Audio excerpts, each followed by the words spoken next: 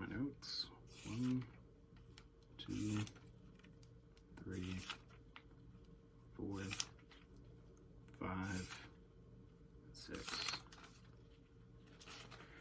Alright, so what I'm going to be talking about today is climate change and how nuclear energy could help reduce and take back the damages that have been caused by fossil fuels and other non-renewable resources that we have been using in the past years. So nuclear energy is probably going to be the future of our energy sources because it is so cheap, so efficient and effective, and because of the environmental benefits that it provides. So it protects our air quality, has a very small footprint, very cheap, and does not require any fossil fuels. So the first thing is it protects our air.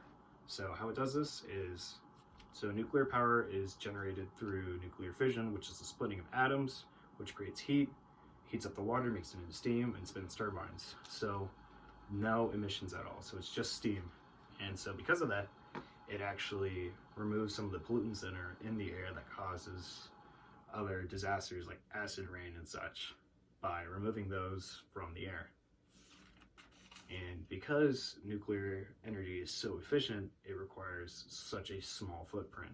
The only area of land that you really need for nuclear energy is just the area for the facility and the disposal. So because of this, the equivalent of using solar panels in comparison to one nuclear power plant is you need 3 million solar panels to reach the equivalent of one nuclear power plant. And 3 million solar panels is a lot. Like, that covers a lot of land, takes away from our growing population that we just can't afford with our growing population. And so actually, uranium right now is at a almost all-time low.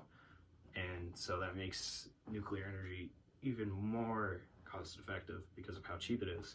Usually that uranium lasts about 40 to 60 years, so that means we'll only have to go through about 2 to 3 cycles of uranium, and that'll be all we would see in our life. That would be all we would need, is just 2 products of uranium, and we would pretty much be set for the rest of my life and potentially the next generation on. And you barely need any of it to actually create that heat because it's so effective and it So also because of this, you do not need any fossil fuels. So prices for gas and other fossil fuels would drop dramatically. So right now gas is around $2. It's relatively cheap for what we've seen in the past few years. But if we start to use nuclear energy as our primary source of energy, which right now it's sitting about 10% of our energy use. If we were to get that up to about 80 to 70% of our main energy use, then gas could drop down to like 30 or 60 cents a gallon, which sounds insane, but it's actually very achievable with use of nuclear energy. And so a few cons about nuclear energy is you have to mine the uranium, obviously, which people are already mining, fossil fuels, coal, oil, all that already. So, I mean, it's already happening, so might as well just mine uranium, which you don't need that much in comparison to coal and other fossil fuels.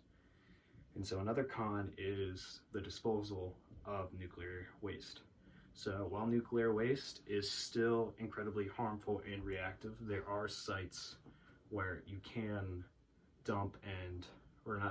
dispose of the energy of the radioactive waste in a safe facility where it won't cause any harm, it won't leak, and etc. And the other con of nuclear energy would be potential accidents, such as Chernobyl. And so Chernobyl was the main thing that really set people away from using nuclear energy, even though it was so long ago and we've progressed so far ahead of our knowledge and other aspects of using nuclear energy. It was such a small portion of what could happen. Like, it probably will never happen again. Don't want to say for sure, but it's very unlikely. So yeah.